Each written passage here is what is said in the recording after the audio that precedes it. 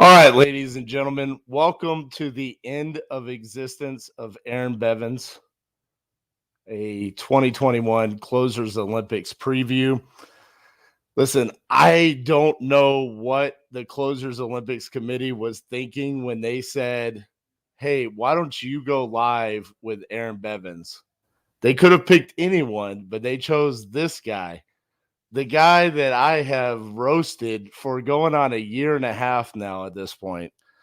I mean, and the funny part about it is Earon keeps poking the bear. I mean, this dude went on to Facebook yesterday and literally spammed every Facebook post of like random strangers, people that had nothing to do with Closers Olympics at all, and was spamming it with his stupid anime picture of me and him where he's punching me. So now we get to come on here. We get to have some fun. We're going to talk about the Closers Olympics, but let me bring on Mr. Earon No Points Bevans. Let me bring him on here real quick. Mr. Bevans, how are you today? Man, I'm doing amazing, bro. I'm doing amazing. I'm having too much fun this season. And look, bro, I'm only getting started. I have not even brought out Arsenal yet, bro. I have not brought out the Arsenal yet. This is warm up. This is the Yeah. warm up, dude. All right. Well, before we go into the Closers Olympics, I have a couple of Sure, questions for you, okay? sure. hmm First of all, what are you doing in the picture underneath us there? First of all, I don't even know how you got this pick, bro. Where did you get this pick from? What? I what? that right there that exists on the internet. When you Google Earon Bevans, this is what pops up. That's hilarious, bro. I don't know what I'm doing in that picture. I was probably describing you during the closest Olympics, I'm sure though. I see. Okay, so my next question is how did you have the courage to come back and compete in 2021 after your 2020 Look, debacle? man. Look, bro. I was robbed. I was robbed, and bro, I'm legitimately pissed. I am legitimately pissed because here's my thing, RJ. Here's my thing. Last year, the lead that I lost by like 4 points. No, Uh-huh. I lost by 4 points. You Calling well, this, hold on. You lost by however many points the other person scored because you were at 0. So it's very simple math. I didn't get a full zero. I got a donut from Max Maxwell. And this very same lead was called by someone else later on in the competition who got hung up on that lead that I was closing. That person made the same amount of points that I lost by. So I was robbed. I was robbed. And this year, because there's a checks and balances with the judges, I don't see that happening again, bro. So this time I'm really gonna get to show out. Like I feel like I should have made it to the finals last year, but this year, you know what I mean, there's nothing stopping me. So that's So how I feel. That's where the courage comes from. when you talk about the checks and balances with the judges, hmm you're referring to the fact that we put Max Maxwell on the final day and you know that there's no way that you're going to make it to the final day, right? No, that's not what I'm talking about. What I'm talking about is there's 12 judges and there's the communication between them is live and there's not going to be any. Can you hear me? Did Can you I hear me? lose you? That I can hear you now, yeah. Mic check, mic check. You can? Hold on. I think we lost Aaron. Mic check, mic check. That now I can hear you. Okay. Nah, because now that there's 12 judges, there's a checks and balances where there's too many moving parts for anybody to try to sway the vote. Bro, it was politics last year, bro. 100%. 100%. And call me a sore loser, and maybe I am. You know what? I am a sore loser. I'm not a good loser. Right. But the fact of the matter is, I have a little bit of animosity. You know what I'm saying? and I'm a competitor, bro, and I'm coming to win. I'm coming to eat. Okay. Well, I have a very important question for you. All right. Who are you most concerned about taking last place from you? What do you mean? Who are you most concerned about sucking as bad as you and possibly finishing in last place instead of you? Bro, this is why certain artists don't go to the Breakfast Club. They don't go to Charlemagne because they know the interviewers are gonna ask the stupidest questions, bro. This is why I love this man, and he annoys me so much, man, because he knows how to get under my skin. I personally, I'm thinking it's gonna be Max. Max Jimenez, Yeah. bro, you're a savage. He You are a savage. well, you have been posting your ass kissing all over the internet about he trained you. Like if I had trained you and after 2020, I would have come back to you and said, "Hey, can you politely, just for my reputation, please not tell people that I trained you?" Shut the heck up. All right, I want y'all to tag Max Jimenez right now, y'all. Tag my man Max. Oh, my prediction: Max Jimenez finishes in last place. Good night. I respect it. So let me ask you this.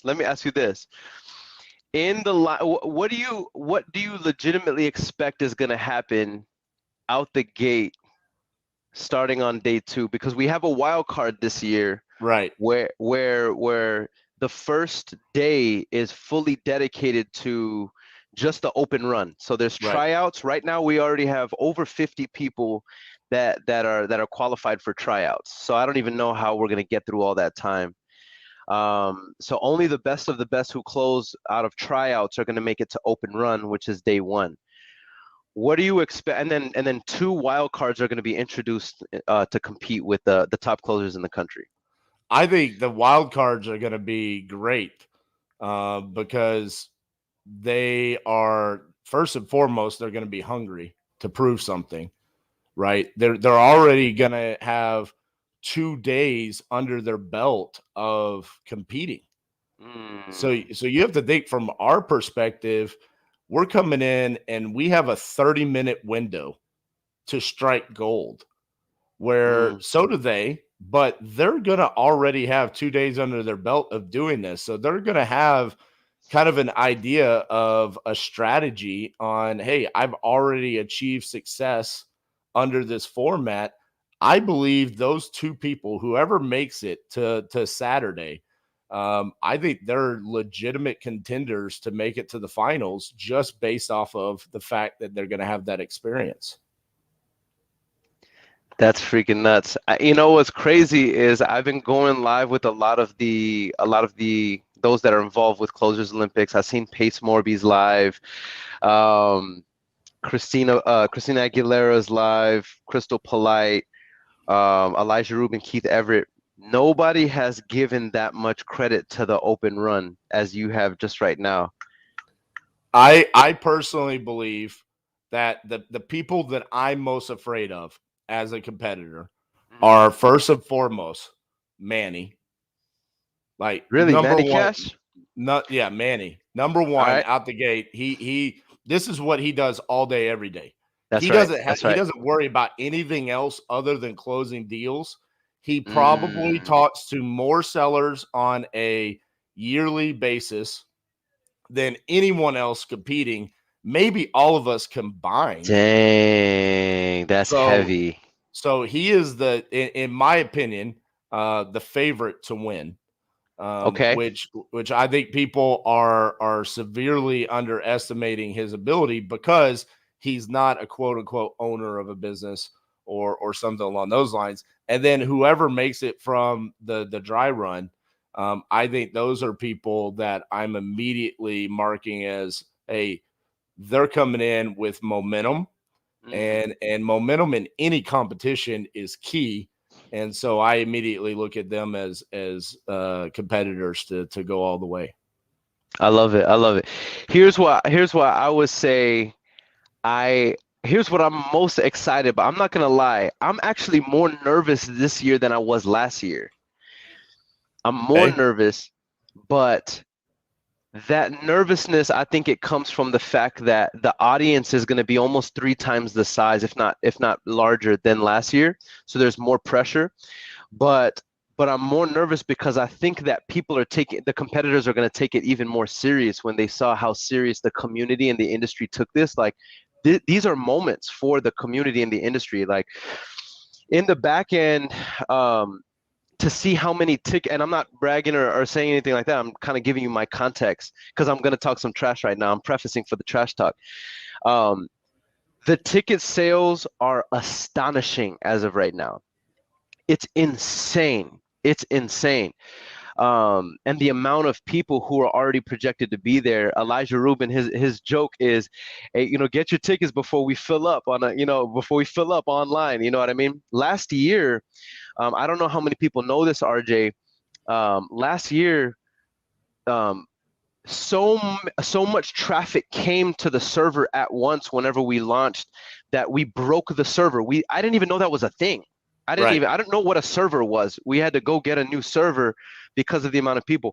But already it's looking like it's 3x what it was, and we had 1,300 people live, thousands tickets sold, 1,300 recorded live, and 90% retention rate. Like this is people take this more serious than we think, you know, and I think it's almost like a sports related patriotism, if that makes sense. It's like this belongs to us the same way that soccer fans, they're like, that's those people are representing us and what we stand for. I think it's similar with the influencers. It's not just a cash grab like a Mayweather McGregor sort of thing, as much as it is these influencers have changed people's lives. The people who follow an RJ Bates, being a part of the titanium community myself, I know how these people feel about you and Cassie and Elijah because I'm there while you guys are literally helping people, create their own Right. reality.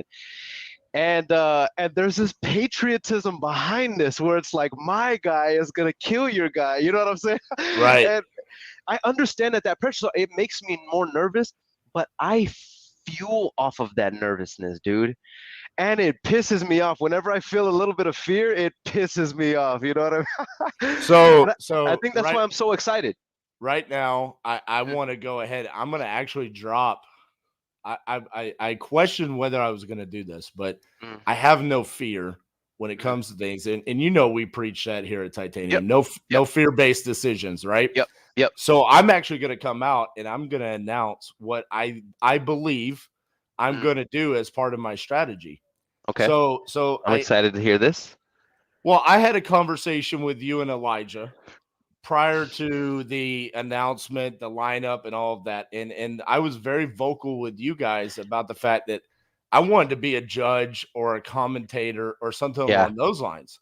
yep, And my what I said to you guys is I don't know how I can top what happened last year.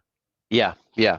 Like Mm, that and as a competitor, it's like one of those moments where it's like you go out and you shoot 10 for 10 in the fourth quarter, and it's like, okay, you want me to go do that again? mm, Okay. I mean, I could try, but I could also have a first round like I had my second round, mm, where I talked to 4 people. They're all listed on the MLS. 2 of them were over $1 million ARV. Just not good leads, and so there wasn't much I could do with it. So I've thought about this. I believe what I'm going to do is I'm going to stick what I have based my foundation of my entire entrepreneurial career around, which is raw, authentic truth. mm, And so I believe what I'm going to do is I am actually going to tell the seller, I am competing right now. I'm in a competition to see who can buy a house. I'm calling to buy a house. Are you prepared right now in the next 15 to 20 minutes to sell me your house? Because that's what I'm looking to do. I'm in a mm, competition right now and I need you to sell me your house right now. Are mm. you in a position to do that? I think that might be my opening line. What do you think about that? Bro, that could I love it. It speaks to my whole style because not that I'm gonna do that, but I think as an entrepreneur, because that is one of the ballsiest moves that you could make, where you only have a 30-minute window. You have three judges who are going to be judging you unbiasedly, with the checks and balances system if there's a tie, and you have to run up the points, Yep. and the point system has been refined this year. So it's like there's certain things that we're looking at, and again, another checks and balances is the fact that the audience last year proved that they're not to be trifled with, and they came for the judges mercilessly last year, to the point where, I don't know if you remember, and I'm not trying to call shots at anybody, there were judges making public apologies. Yes, I dude. mean, so it's like that's a ballsy move. That's all I'm saying. I If ain't you even if gonna, you're I going ain't that even route, gonna lie. Look, I have a lot of confidence in myself, yeah. and I'm very opinionated, right? Mm. And so I obviously thought I won, but seeing the reaction of the crowd, the people that were attending in the chat, where it was all but one person, I swear to God, they were a VA for All In, said I won. That made that that made me feel even crazy. I was like, oh hell no, I got robbed, So yes, the crowd does definitely sway one way or another, and it does put a lot of pressure on the judges. It does, dude. Hey, let me ask you this. And I know I haven't. Maybe I'm thinking small or living under a rock. Have you ever been on a live with over 1,000 people on it who are all actively watching? Have you ever been on a live that large? We did a couple of webinars right when COVID Mm-hmm. hit, and we Mm-hmm. had one with Max Maxwell, Rafael Vargas, Christina I Aguilera. remember that one. I remember that one. I believe we got up to like 900 people during the Mm, live. mm-hmm. Mm-hmm. And so that was pretty close. Mm-hmm. But to be honest with you, I'm not really going to be thinking about that because, Sure, sure. I mean, at some point in time, whether it's 50 people, 5,000 people, I still want to perform no matter how many people are watching. You know Yeah, what I'm yeah, saying? yeah, 'Cause all yeah. it takes is one person to go out there and plant a seed in social media land. Hey, RJ sucked it up, and then it just runs rampant. So Facts. so it Yeah. doesn't matter how many people are watching. But hold on, I want to share this real quick. All right. This is our lineup this year. Okay. So of course we got me and you. Okay. Mm-hmm. Um, not quite sure why Andy Garcia is not competing. He's not he, he competing. he's not competing. No, yeah. So he's Um, gonna be replaced, and right now we're working with all of the wild cards coming in on replacing Andy Garcia. okay, so I shared my feelings about Manny Cash and Yep. Max. Let's talk about Nick Perry. Okay. Okay, Okay. so Y'all so tag Nick Perry. Tag Nick Perry. That guy's a savage. so Nick Perry, he is big in the PPC nationwide wholesaler, right? Mm-hmm. Mm-hmm. Now I know back in the day, Nick's got the cute memes going on, right? He's hired some VA to make the memes where he's talking about how amazing he is, and he posts them every day. And I know back in the day, Nick was a hustler, Mm, but I also saw it took Nick like 130 appointments to get his first damn deal. Did mm. y'all explain to Nick that he has 30 minutes?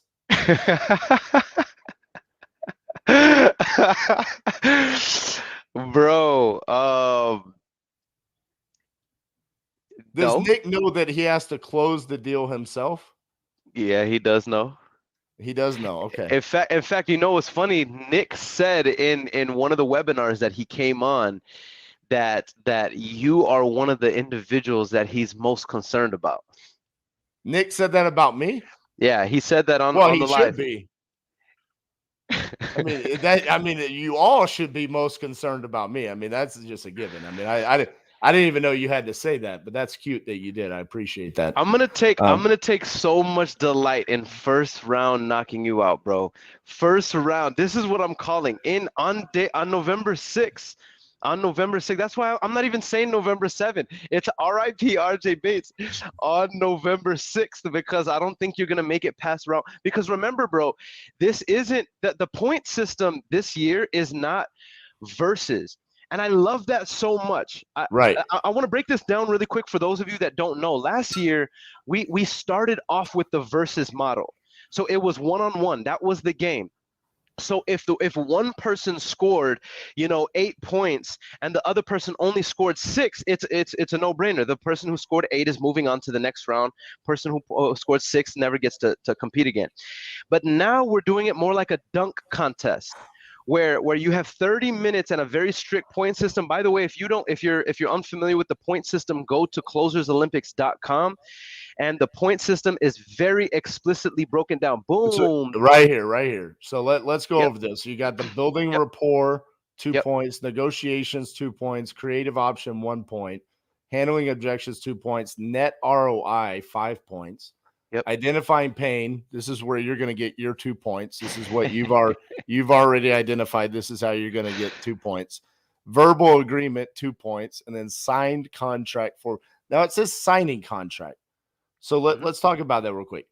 Does it have to be signed officially inside the 30 minutes? Yeah. It has to be signed within the 30 minutes in order for it to count. If it's signed a second after the clock, if it comes in through dot loop or whatever electronic signature, a second after the clock stops, it does not count. Okay. So the next one is the creative option. So if I say, are you willing to sell your house, seller finance, or subject to? Does that count? Or do they have to actually say, yes, I'm willing to sell it, and then you make the offer and they accept it to get that 1 point? Yeah, so there's the creative offer, a successful creative offer is that's why it's only 1 point. You know what I mean? The 4 points kind of is like whatever is getting signed. If it's signed, and then the verbal is its own thing, but it's the creative offer. If they said no to that offer and you made a creative offer, then you get a point for that. Whether or not they verbally agree to it or they sign it, you get additional points on top of that. Okay. So that being said, I want to come back to we were talking about Mr. Perry here, Nick Perry. So this is why I bring up that this year it's interesting because it's no longer a versus model, it's a dunk contest model. So with that very specific point system, everybody has their 30 minutes to run up the points, run up the board as high as possible. So that means that, whereas this person got 8 last year and this person got 6 and this person beat this person, well, you know what I mean? Now it's everybody who's doing their best, and only the top performers are going to make it, which means there has to be a bottom, and a top half. So what would have happened last year is I would have gone to the finals. You would have gone to the finals last year. Nick, who I faced, probably would have gone to the finals. That's right. Mm-hmm. And Elijah Rubin probably would have gone to the finals. That's right. Because he got that last second Steph Curry 3 from downtown right at literally I think it was at 8 seconds left. Yeah, the two most out, and I know because I had to go over all 20 hours 3 times in creating content last year. It was the worst. The most outstanding moments of last year were the RJ Bates 2 for 2. That wasn't that right there. I think that's when everybody sat up straight and was like, "Holy crap! Like, we gotta perform." Right. And then the next one was the Elijah Rubin. Right. It was a game changer. Everybody was, and in fact, here's what made it so funny. And I was looking. People were talking trash in the comment section, all he's doing is building rapport, the whole time. They were making fun of him. The guy gets his verbal 3 seconds before the clock runs out, and he ends up winning that round, which was insane. So you saying that I've already predicted Elijah does not make it to the finals this year because that's going to come back to bite him. It could come back to bite Elijah, man, because the point system is too diversified this year. You know what I mean? You can't. I honestly don't know if Elijah Rubin will make it. And I'm not saying this to, I love my guy. I own a business with him, but Well, look, I don't know if he's gonna make it to finals. you know that he's going to build rapport. Yeah. You know that he's going to handle objections. Hmm. You know that he's going to identify pain points. Hmm. So just on that alone, you know that Elijah's scoring 6 points. Hmm. Like that's just a given. Like if you're going into the competition, you know Elijah Rubin is going to get 6. Yeah. I don't know if he is going to get the 2 for negotiations, Hmm. because I will say when it came to negotiations, he was pretty weak. Why do you say that? He was like almost begging, like, could you do this? Could you do this? Like he came up on price. He was negotiating the wrong way. I feel like the judges are pretty much going to look at that and say, okay, you were begging for the 2 points on the verbal agreement. Yeah. And when you look at it, negotiations is 2 points.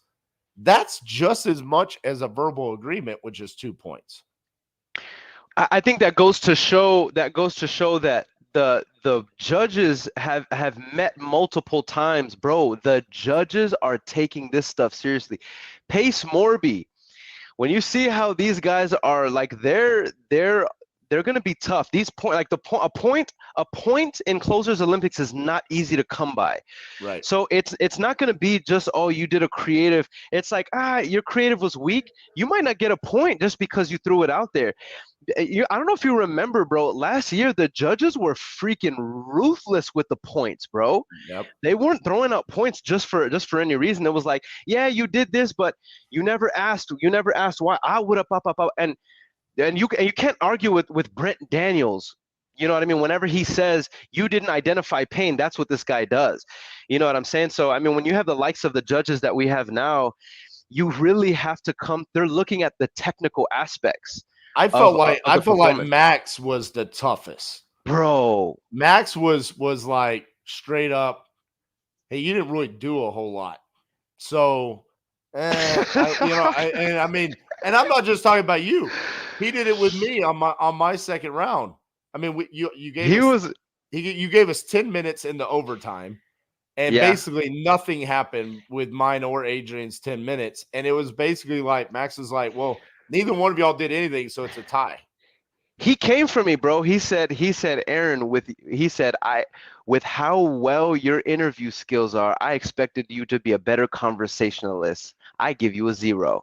I was like, bro, he said everything that he said was exactly what was needed to say to, like, crush my spirit, bro. He was like, you know what I mean? Like, but I say that to say, like, and even now that there's even more, these judges are not playing. You know what I mean? I mean, they're really. So speaking of judges, let's talk about this. Pace is the best closer. You're safe. He is a judge. Now, I called out Pace back in like the summertime. I wanted him to compete. I thought he was going to compete. And then I got found out he's a judge. Now, here's my thing. How can you be the best at something if you never compete? This is like Michael Jordan back there just going to the broadcast booth and saying I'm the GOAT. The guy's never competed. How can he be the best? Yeah, he got promoted. He got promoted to the judge's seat, and I don't know how. I mean, how did this happen, Earon? Man, I'll be honest with you, bro. I'll be honest. Here's what I know. I can't speak on behalf of anybody else. I know for me, I remember when Closers Olympics officially started, bro. I remember whenever I was given the call to be a part of the committee, the first question was, would you be willing to compete? I said I would be offended if I wasn't asked to compete. If I was asked to help on the administrative side and not asked to compete, I would be offended. But my mindset is different. I think I will say this too. I had just finished reading the book Relentless. I just finished reading the book Relentless. Literally, I'm talking like within days. And I have the mindset of Michael Jordan would try to compete to see whose luggage would come out first in the airport. Facts. This is, and I think back, and the reason why that resonated with me so much, RJ, the reason why, like, you can tell me whatever you want, you can hit me in the face, you can bloody my mouth, I like it. You could talk trash, I like, is because I was telling, who's your biggest brown nose, Jamie LeBlanc. I was telling Jamie, who he just wants to be RJ Bates so bad. Oh my God, dude. Jamie LeBlanc just loves him some RJ, bro. And I told Jamie, I said, I'm coming for you personally, bro. I'm like, just so I hope you're ready for this. But all jokes aside, I was saying that the reason why I love Closers Olympics, and I do believe that this is going to be a staple that gets bigger than we can ever imagine as our industry grows and we get regulated and all these things and we become more famous. It's something so huge because it's just like when we were kids and over the summer, all the cousins come together and the first thing is like, let's go race, let's go wrestle, let's go box, and let's see how fast and strong we got over the years. So it was almost like all year you're training to see, because at the end of the summer, it's like, bro, I beat the crap out of you this summer. Like, I'm so much faster than you. That's how we operated. So Right. it was like your level of rank was like, dude, like you can't say anything. You're the slowest person in the family. You know what I mean? Or Right. everybody beats you up, bro. Shut up. Like that's why you can't have the last drumstick or the last pizza, because you're weak. You know, this is just how we operate. So I sense that same thing here. So, this is one of the reasons why, those of you that don't know, the banter and the trash talk, it is, some people always hit me up, RJ, and they're like, is it real? I'm like, is it real? Yes, yes and no. Yes, it's real in the sense of, do I mean it? I mean every single word. Is it real in the sense of, am I really pissed off? No, but at the same time, am I annoyed and kind of pissed off? Yes. So it's like, I don't know how to explain it. But in the end, is that fight, whenever you fight with your cousin, is it real? When you're wrestling, it's real. You might end up breaking something. But at the end, this is the only reason why there's a part of me that just doesn't like the Closers Olympics a little bit. why? Because even if I go out and I win, I'm still going to have this. Bro, he calls live sellers all day long, more than anyone, and closes every time. Okay? That's great. That's great. That he calls his sellers, or he calls his students sellers, his leads, and he closes them. But at the end of the day, the way I'm looking at this is, he does not have a clock that's counting down in his face, and he does not have, these are not cold call leads that he's dealing with. It's not a competition. So even though I respect Pace as much as I do, and I know that he closes deals, I'm going to tell you right now, if the phone rings for 12 minutes like it did for me in round one, and you don't get one person on the phone, and then you finally get them on the phone at minute 13, you don't have time to tell them a ham sandwich story like Pace likes to do. I will say this. This is one of the reasons why last year was so controversial, because there were, and I'll just call it out what it is. And by the way, I love the HBHS team. I love Manny Cash, but there was some contention last year, and I mean this with, again, it's a bloody mouth, right? Right. Last year during the Closers Olympics, they were filming Manny Cash closing a deal while Quentin Flores was going live. Quentin Flores got caught with his pants down last year. Mm-hmm. So did Keith Everett. You know what I mean? And so it didn't look good for the Closers Olympics. So this huge rumble and murmuring was word on the street is there weren't no closers on the Closers Olympics. Well, I got heated because I was like, I was there for all 20 hours. These are some of the baddest boys in the country. And this is, I said exactly what you said, RJ, which is, look, Anybody can close when they're in the comfort of their own office with their team rooting them on a warm lead. You know what I mean? Know what I mean?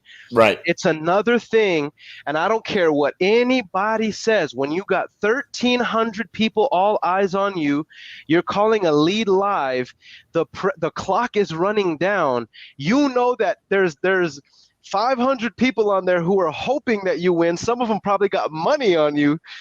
And by the way, this is an audience member's lead who probably looks up to you, and if you close it, it means money for that person.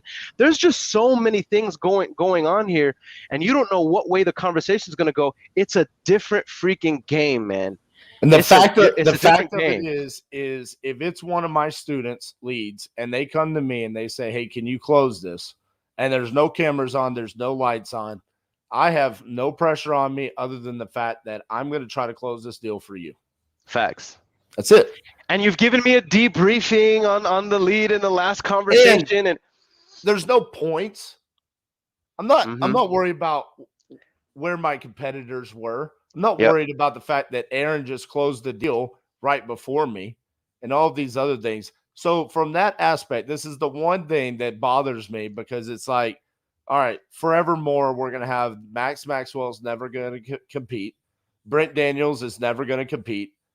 Have no idea how Ryan Pineda as a hair model made it to judge status.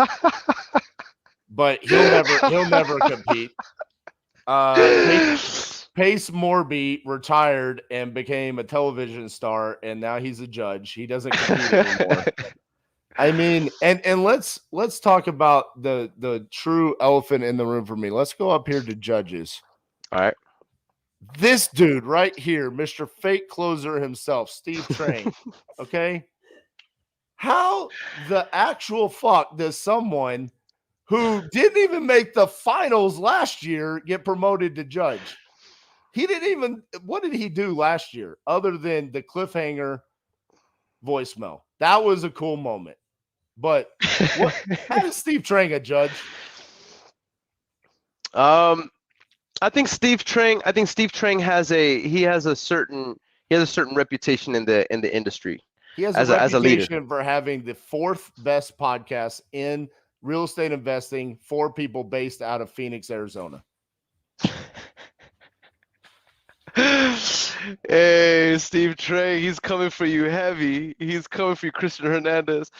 Hey, I mean, look, again, but this is why I was saying I wasn't just going on that spiel just to talk about why I love Closers Olympics with the cousins and the competitive thing. I can't speak for others that are judging. Can we pull up the judges actually? Let's talk about this.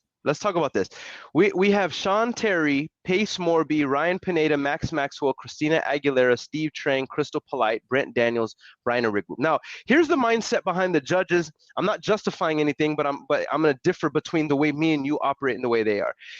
These are very successful entrepreneurs.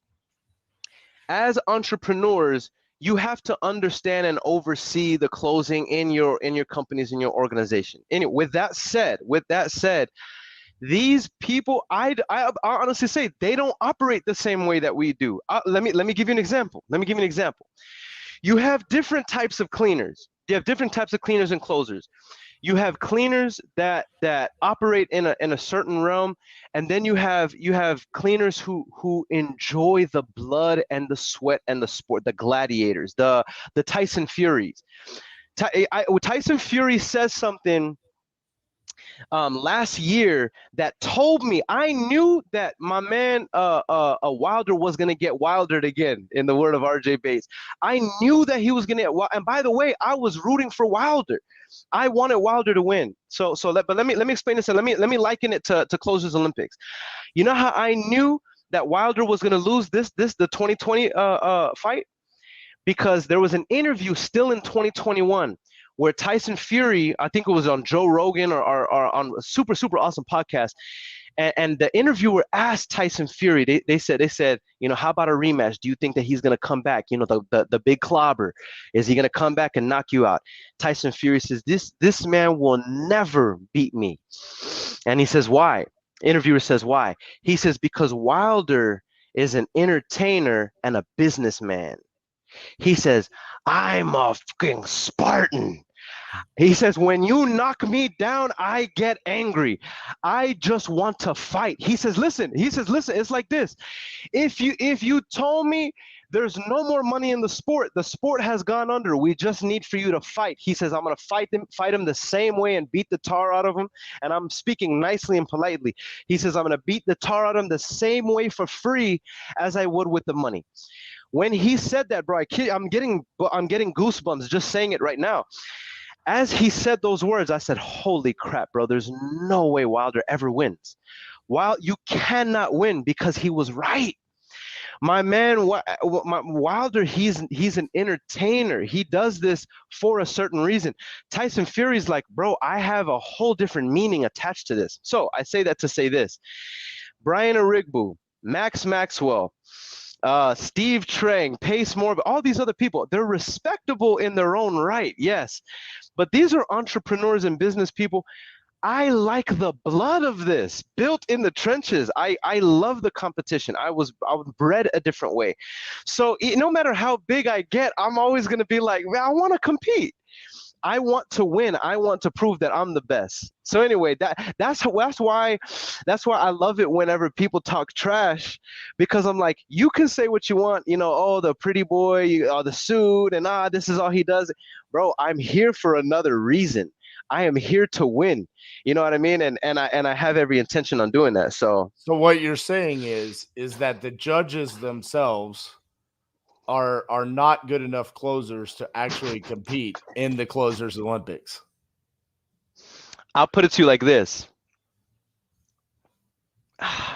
Steve Trang realized after competing against me last year that there's no way in the world he could ever beat me.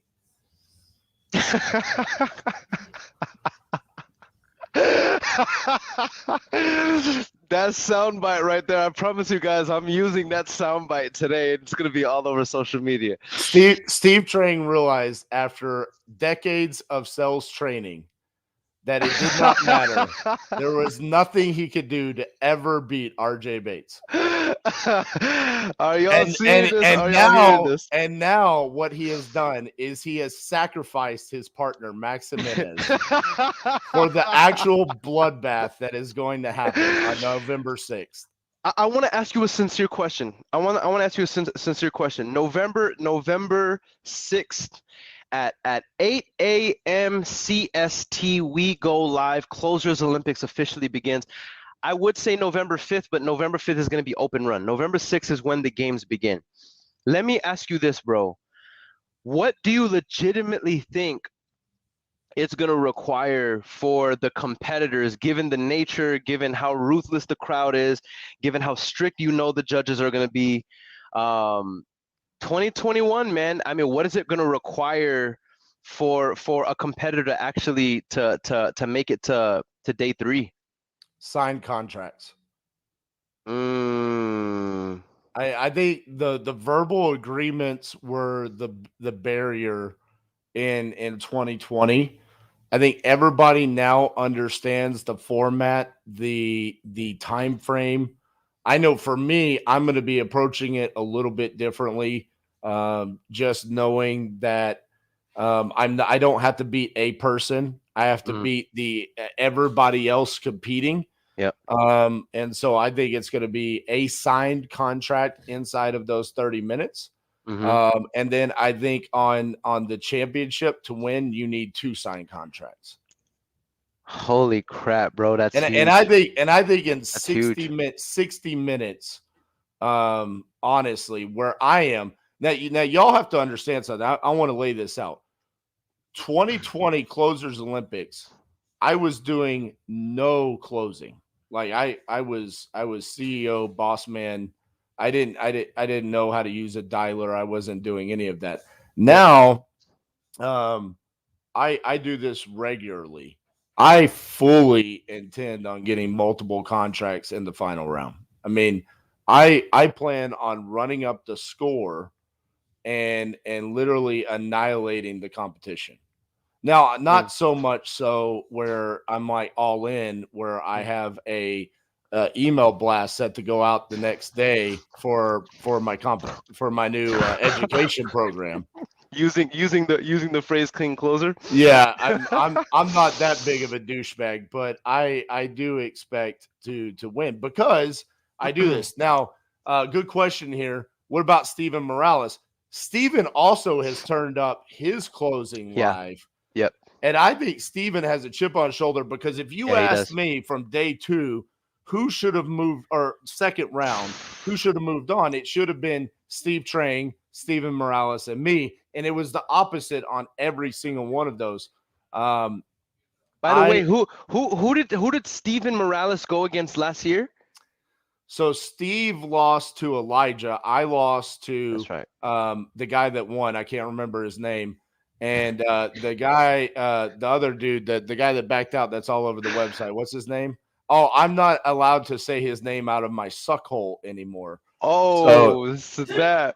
so that- we'll just call him Little Andy. Little Andy is who beat Steven Morales. So I love it. I love it. I think Steven is a great competitor. Did you see that video of him boxing the dude in the elevator? No. Bro, you need to go Where look. can I find it? Boxing random strangers in an elevator gone wrong. It has Hold like on. 20, 60,000 views or something like this. So there's a Boxing guy strangers. in Tampa that will box random strangers in an elevator. Okay.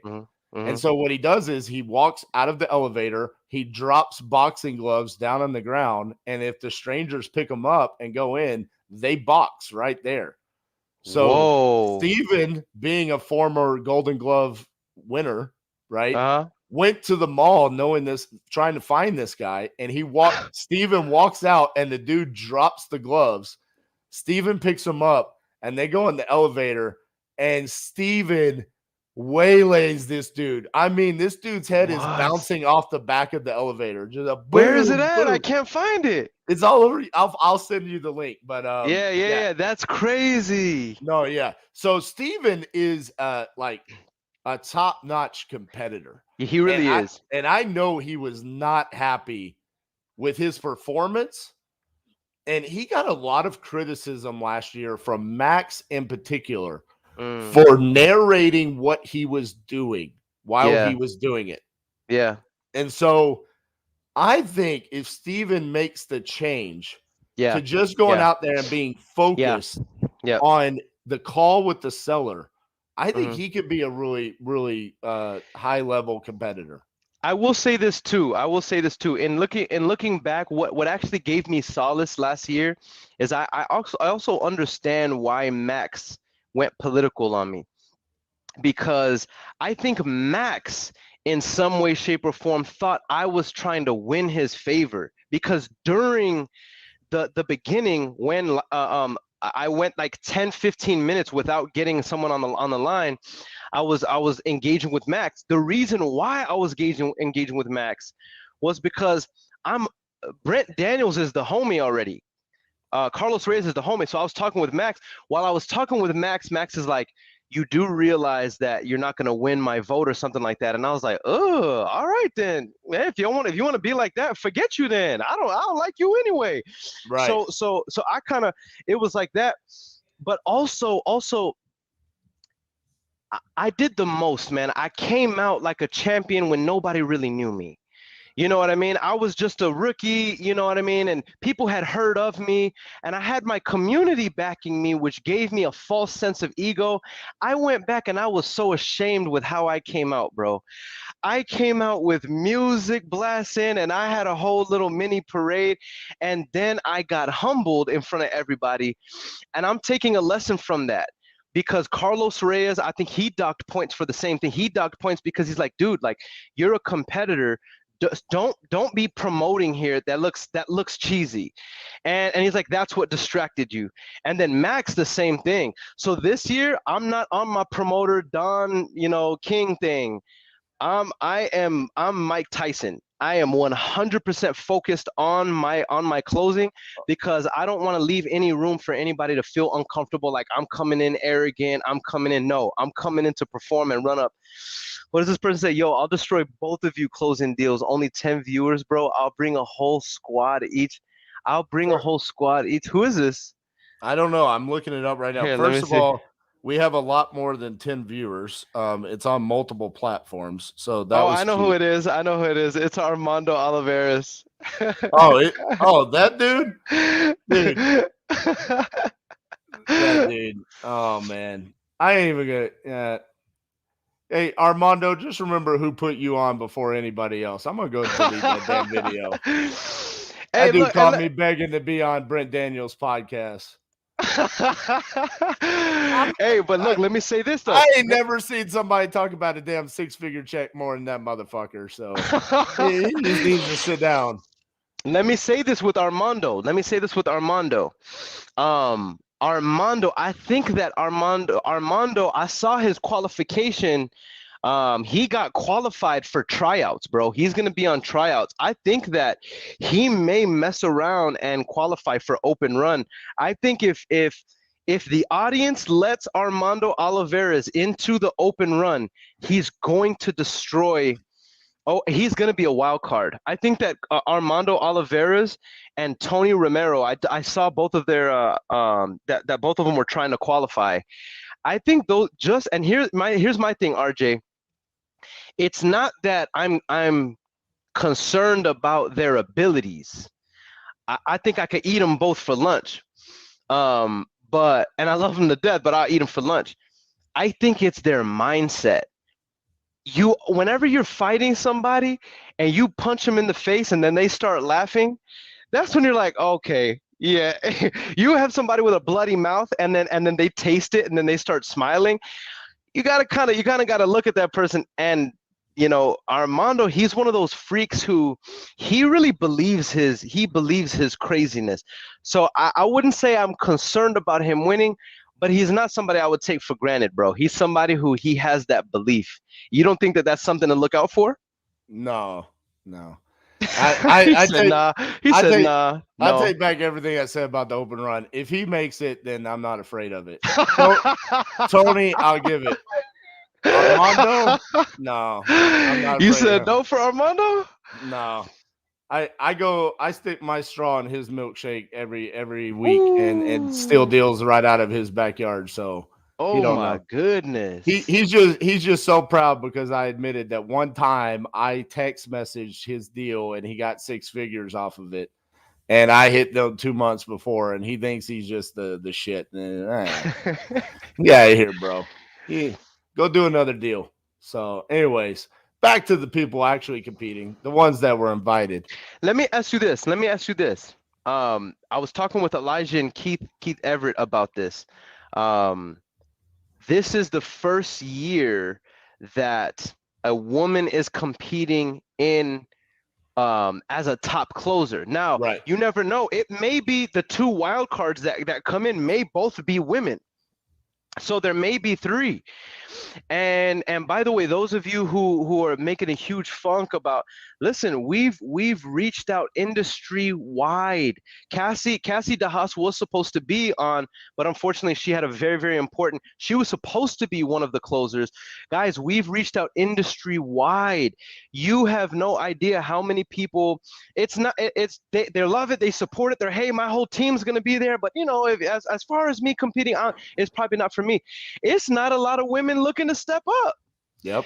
I'll just be honest. So I just want to throw this out there. We want more women involved. If we could have 50-50, if it was 6 and 6, 5 and 5, women and men, we would love that. We want more women. So please, if you haven't, as a woman already, represent for your city, represent for your state, represent for your team, for your community, and compete in open run. We want to see more women. With that said, bro, Lauren Crowell. A lot of people don't know her. She is an underdog. Can you show on the screen, bro, just so we can? I want to draw attention to Lauren because I think this is huge. Lauren Crowell, she is, I hope I'm saying the name right. She is an absolute freaking beast. Her company and their organization do massive amounts of deals, and she's in the front line responsible for locking them up. She's there for a reason. Elijah Rubin and Keith Everett both said this. What's your thoughts on it? They said they don't fear any of the fellas. They said, honestly, I'll go toe to toe with any of the fella. They said the one person I'm nervous about is Lauren because women just have a certain way. And if a woman finds her pocket where she fits in, they're like, they're legitimately nervous about that. How do you feel about that? What are your thoughts on that? Well, obviously I agree because I have a female partner Same, same. and for me, I mean, you take last year's Closers Olympics. Um, the day after the Closers Olympics, Cassie closed one of our deals, straight cold call, Mm, signed contract and everything in 13 minutes.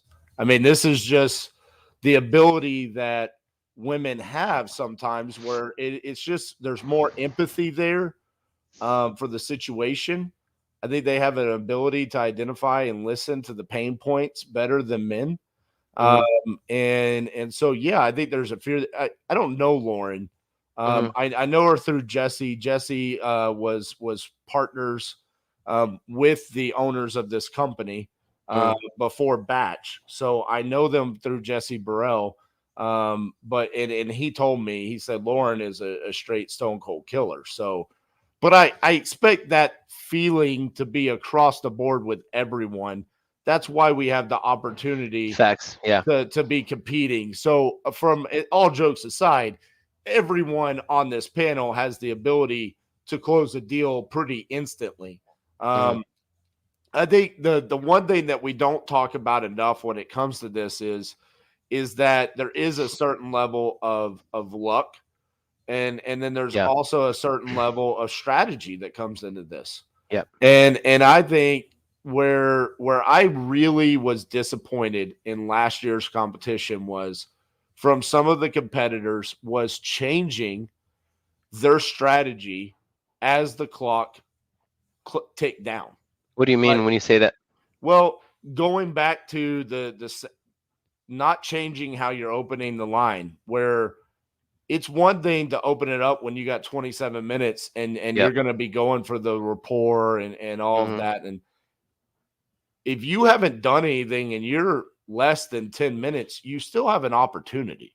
That's right. Yeah. Yeah. Um, Yep. I didn't feel like there was enough creativity from some of the closers when utilizing the clock Yep. and the time that was available to them. I'm expecting more, and to be honest with you, that's why I look at someone like Manny Cash as someone that he has done this enough where he can go into his bank of closed deals and say, um, I know how I could close a deal in 11 minutes because I've done that X amount of times. I could go Mm, down this path and I know exactly what I need. That's why and even Lauren, to your point, she does this all day every day. yep. And I think that just from my experience of watching Cassie close deals, a woman has an ability to build rapport a lot faster than a man does. Facts. Yep. So I think they can build that trust, get in, and be able to close a deal faster than a man can. Um, unless that's how you typically close deals, where I go back to being straight and to the point and what some people considered aggressive from my standpoint. I think that's a little bit beneficial. I think for someone like Elijah, I don't know. I mean, I thought he struck lightning twice last year. I don't know if he's going to be able to do it again. My question for you is, let's talk about Keith, for example. Yep. Keith was the one that he dropped the ball, right? He he Yep. he he made a I mistake. don't feel bad for him. I understand it. I don't feel bad for him though. Right, I'm with you. What happens this year if a seller asks him a similar question to what happened last year? So if you don't know, if you weren't there, he was marching down the path of getting a deal. Yep. The seller was in Nebraska, Yep.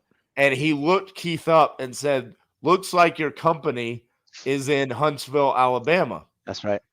And Keith said, "Well, we have local offices across the country." And he That's right. said, "What's your address in Nebraska?" And it basically was like your pants are caught down, you're effed. And Long story short, he spoke a little bit less than the truth, and he got right, caught live in front of 1,000 people, and it was a very, very cringe moment. which, let's go ahead and be real. For anyone that has closed any sort of volume, we've all said white lies to sellers. Okay. Yep. Yep. So I'm not dogging on Keith for that. And I had him on my podcast and I said that. I said, I felt bad for you because I might have said the same answer, right? How is he going to react to that? And or what happens with Keith if he's not getting leads right out the gate? Because that was his biggest complaint, is that he went last and he felt like he wasn't getting good leads. So what do you think about Keith and his mindset? This is why I say I don't feel bad. I felt bad in the sense of, yeah, you're in that moment. I didn't feel bad because I went through the same thing, bruh. I did the same thing. Only difference was mine was the first half. But I wasn't there. And look, I love my man. I own a business with him. But I wasn't there the whole time complaining, saying, hey, say, man, we didn't da. I wasn't there complaining. I was there. I was trying to have conversation and have fun. And so I wasn't trying to play a card of show me. And then he gained the sympathy. He gained the sympathy of his judges and was given. You know what I mean? Yep. I wasn't afforded that. And by the way, you're somebody who educates people on this. So it's your responsibility to know that yeah, we've all got caught in the little white fibs and all that, but this is live in Closers Olympics, and this is the highest level performance. There's no other higher level than this. So I don't feel bad, because look, if he wouldn't have done that, we all know for a fact Keith could have ended the night with a signed contract. That if you go back and watch that, he could have ended with a signed and the reason why I want to state this case, the reason why he was pissed is because Keith knows he would have closed that joint. And it was only after that one that he was fumbling with, couldn't get somebody on the phone, but he should have just kept that one and not fumbled that one, and he would have ran a touchdown, in my opinion. And he could have probably taken the whole thing, because he would have ended the night proper. Now I capitalized on the controversy, and I started a whole hashtag called Let Keith Close, and because it was a fun thing. But that's just my honest truth in that. And Keith knows better, man. And so my mindset on it is we know better, we got to do better. And by the way, let me speak on this, RJ. Let me get a little bit deeper on this. The Closers Olympics is bigger than what we think it is. These it's judged by some of the most successful entrepreneurs in the game, and some of the most influential and impactful closers in the country are competing. We are fooling ourselves. This is an observation that Max Maxwell made last year as we were masterminding putting it together, and it's actually true. He says you're fooling yourself if you don't think that there's not going to be at least a handful of legislators who are watching. You're fooling yourself if you don't think that it's not catching the wind of some of the regulators who belong to NAR and all of these associations who don't like real wholesalers, who aren't too fond of unregulated investing in real estate, who they feel like we are competition. They're going to be there. So I do want to say this for the competitors as a warning, and the judges are taking this very seriously, because this has to do with the core values of how the Closers Olympics is built. If you're caught with your pants down doing these white lie things, just understand your followers are watching you. Yep. This is the standard. So you should be mercilessly called out. And in my opinion, I think he should have got points docked. Not because I'm knocking my man, that's my brother. I'm saying in the standpoint of, for the culture, for the community, it should be shown that's not tolerated. You slipped up, Playboy. We should have almost got it done. So my mindset is, and I've talked with Keith afterward. I even asked this on a live on IG. RJ, I asked him, I said, what would y'all do different? And Keith specifically said, look, this year, he's like, look, all I know is that I'm coming to get busy, and I'm taking it a whole lot more serious this year. So I think he has the right mindset. And I think he has a chip on his shoulder too, bro. So okay. Well, let's wrap up here. Yeah. I want to do two more things, okay? All right. Kenneth says, how do we get the replay of 2020? When you sign up which there's a link in wherever you're watching on YouTube. You can click on that link. You can sign up. There's an option when you're signing up to purchase the replay of 2020. Okay, so when you sign up for 2021, you can also pay for the replay of 2020. Okay, now that that's been said, let's get down to some predictions. Okay, I want your honest prediction. Okay. Okay, who are your 3 closers that move on from round 1 to round 2, or the finals? Three main closers that go in my heart of hearts. Can you pull up the closers? And my heart of hearts, closers that move on: Earon Bevans, Steven Morales, RJ Bates. Okay. In my heart of hearts. All right. So Earon has Steven Morales, me, and Earon. Okay. Now, what happens in the finals? First, second, third. What happens in the finals? Yeah. Who finishes first, second, and third? In the finals, I finished first.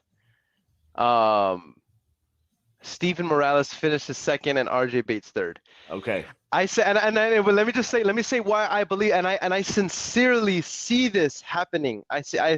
Because I talk so much trash to you because I feel like you are a worthy competitor, not because you're my most worthy competitor. I feel like you deep down take this as seriously as I do. This is not.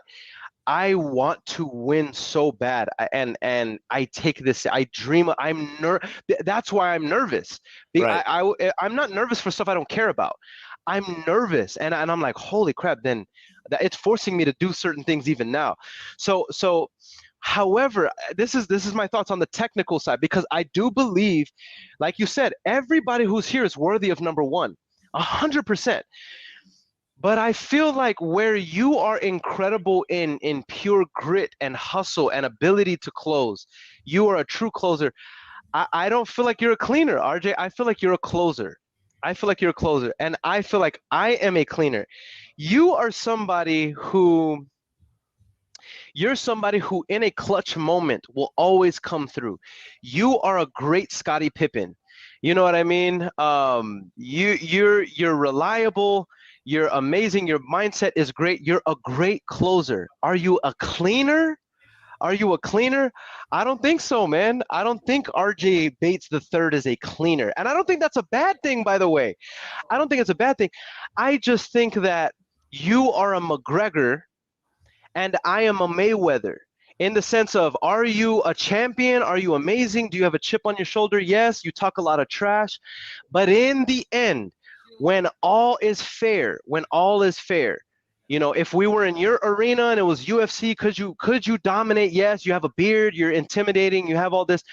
But in the sport of just sheer that there's the technical aspect of it. There's an urgency aspect of it. I believe that the mastery is really going to show this year more than ever. And I feel like I'm a cleaner. I feel like Steven Morales is a real cleaner. And I think that we're gonna and let me say this last thing. Elijah Rubin, I feel is a closer. Nick Perry, great call. Manny Cash is a closer. But there's a different thing when you meet a cleaner. A cleaner is somebody who just dominates the whole court. You feel it. It's Kobe. It's a Dwayne Wade. It's a LeBron. It's a Michael Jordan. And I feel like I am that person. And I heard all the trash talk, oh, you're just da da da da da, and you're an entertainer, and you're just funny. All right, we will see. But this is why I'm number 1, because I'm so underrated from last year. Steven Morales, because of his mastery of the art and the science, and then you, just because of your sheer cute energy.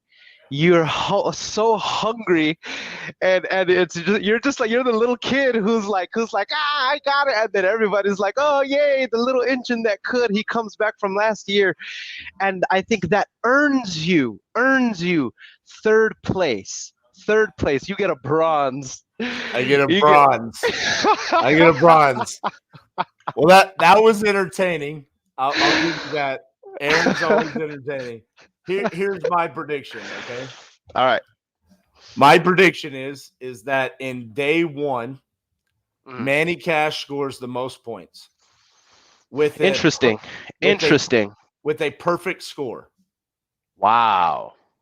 I think Manny Cash is going to come out. He's going to score a perfect score, including the creative option. This is where him being a part of HBHS is going to be beneficial for him. I can He's see going to that. score 2, 4, 6, 8, 10, 14, 9, 20 points. He's going to score a full 20 points across the board with all of his judges. Perfect score. It's going to blow up the internet. It's also going to blow up his head. He's gonna kill it. Okay. All right. All right. I'm gonna finish. So Manny second. Cash. I'm gonna finish second that day. Okay. Okay. I'm going to get a signed contract, and it's going to be less impressive than last year, and it's going to fly under the radar because of Manny Cash and what Manny did. Okay. And then I think Steven Morales comes in third. With an almost identical score to me. Same thing. All the talk's going to be about Manny Cash. HBHS is going to blow it up that he should have been a part of 2020 and all of that. Okay? Now, after that, okay, I've got Finals. well, hold on. Okay. Okay. All right. Quick rundown. Okay. So Okay. that's top three. Lauren fourth. Aaron. No, I'm sorry. Lauren fourth. I'm sorry. I almost thought I was at 10th. Elijah fifth. Okay. Keith sixth.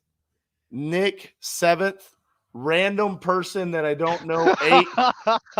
Random person that I don't know ninth. And then with a identical score of -1, Max Jimenez and Earon Bevans tie for last place.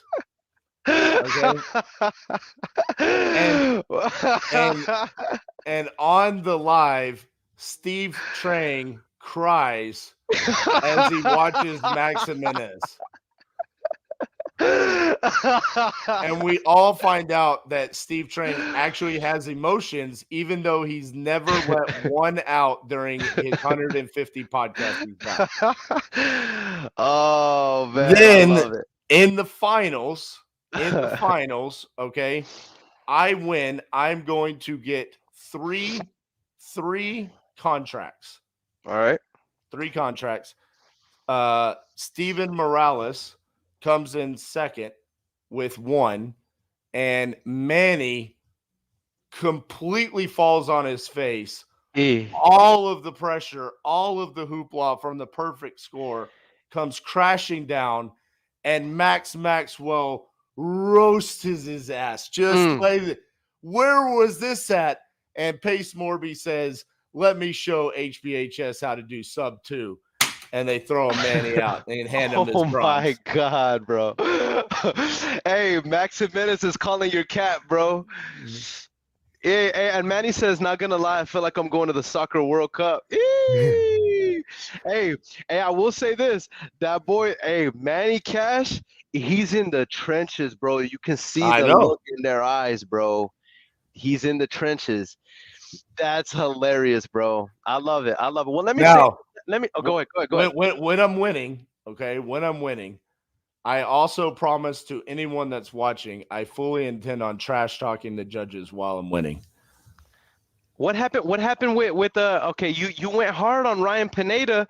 He was a good sport about it. He's digging it. I thought you were gonna come for some of the judges, bro. Are you backed off? You think they're gonna be a little too offended or what?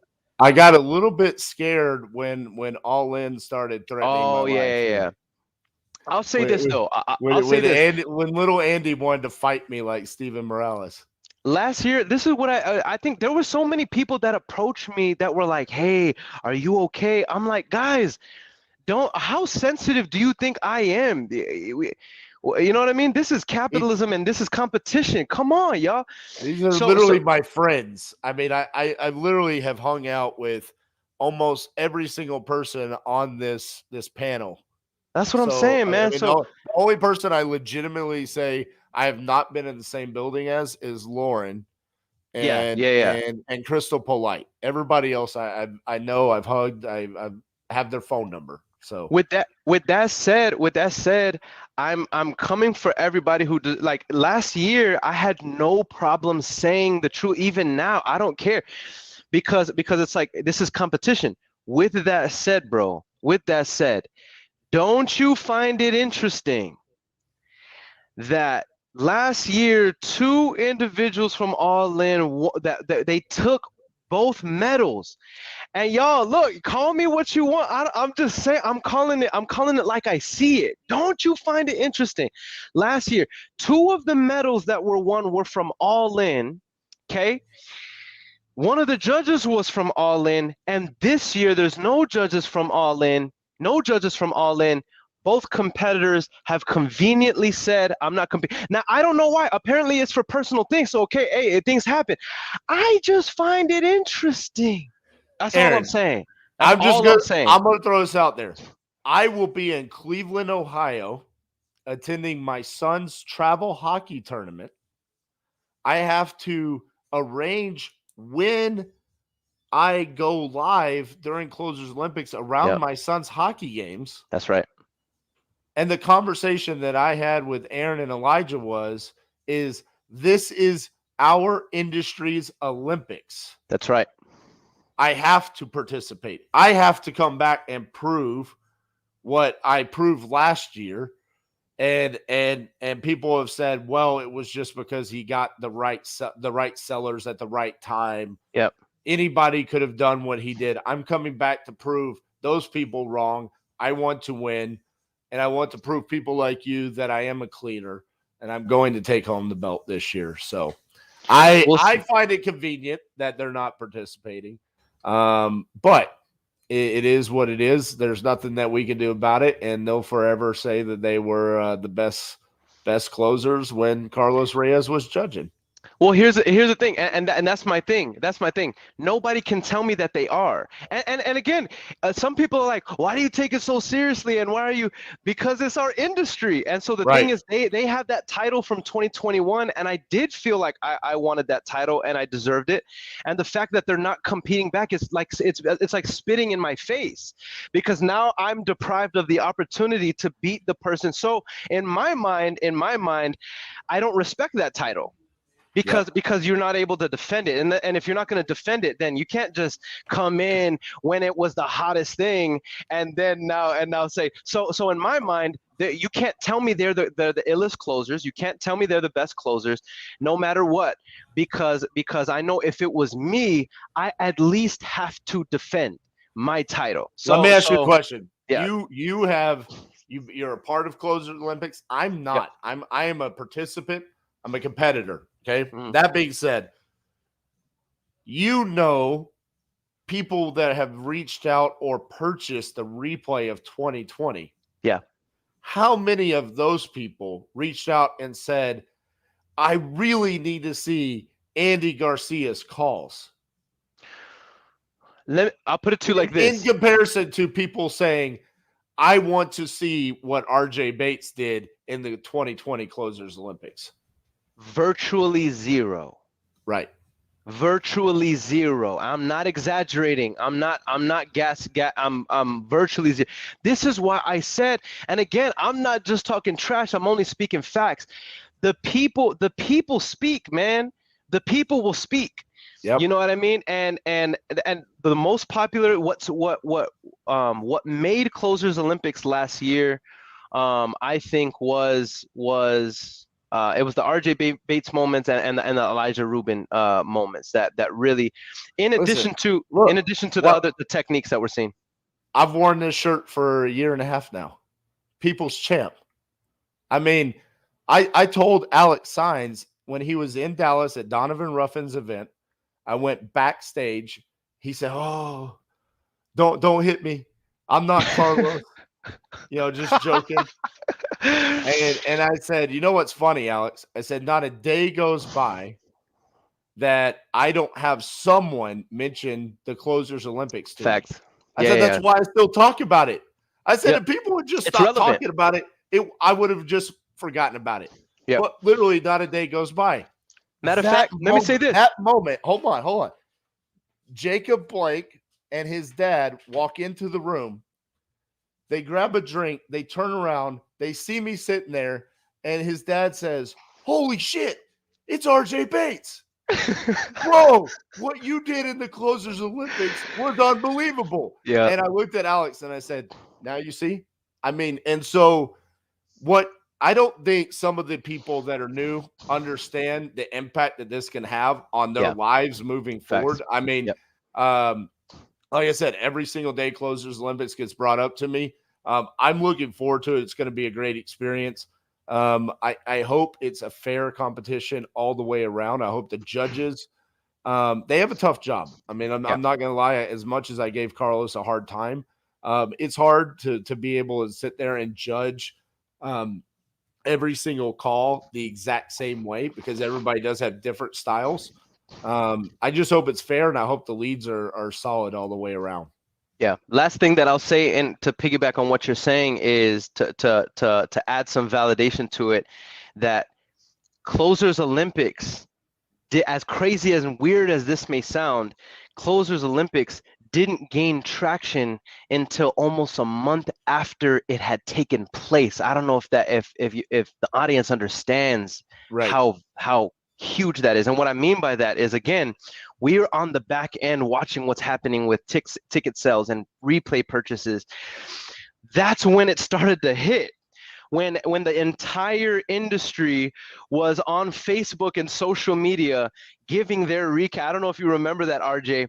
This was like a trending thing, which was everybody was going live and everybody was posting their long threads of their recap of the event.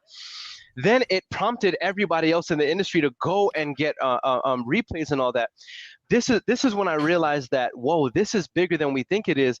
And here's how I knew, bro. The majority of people who request Closers Olympics almost synonymously refer to it as what RJ Bates did. So it's called Closers Olympics, aka what RJ Bates did. And y'all think I'm joking. My VA, one of my VA vendors companies, because I work with multiple, whenever she onboards individuals in, they have to watch RJ Bates close in the Closers Olympics. Yep. I thought she was joking, and she says, I am certainly not. They have to. That is part of their onboarding process. Whenever she mentioned that, and we've heard that a few times, from other people who train their acquisition people, I think we realized that, wow, what this has done for the community is absolutely massive. So I'm looking forward to 2021, man. We're gonna do some incredible things. I'm looking forward to really beating the tar out of you. So that's cute. That's cute. Earon, no points, Bevans. It's been fantastic. For those of you that don't know, the picture behind with the dragon, that's from one of my favorite bands. It's called The Browning, and they just came out with a new song called The End of Existence. So that's how this came about. I saw it and I was like, I could put Earon right there at the end of this fire-breathing dragon and call it The End of Existence of Earon Bevans. So that's how the thumbnail came about. I might get sued by the Browning or the record label. So I love it, man. I love it. That being said, Earon, never forget. Oh, Lord, man. Never forget, bro. Never forget. That's all we got, guys. Much love.